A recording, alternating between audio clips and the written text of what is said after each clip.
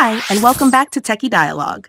In today's video, I'll show you how to add a glossy shine to your images in Photopea, step by step.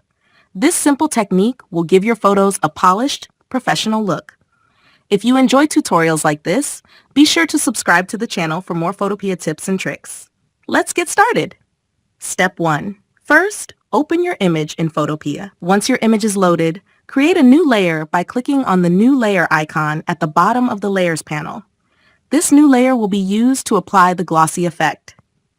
Step 2.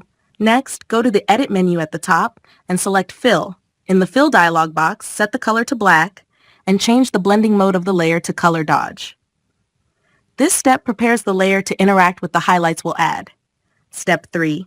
Now select the Brush tool from the toolbar. Adjust the brush settings so the opacity is set to around 70% and the flow is set to about 5%.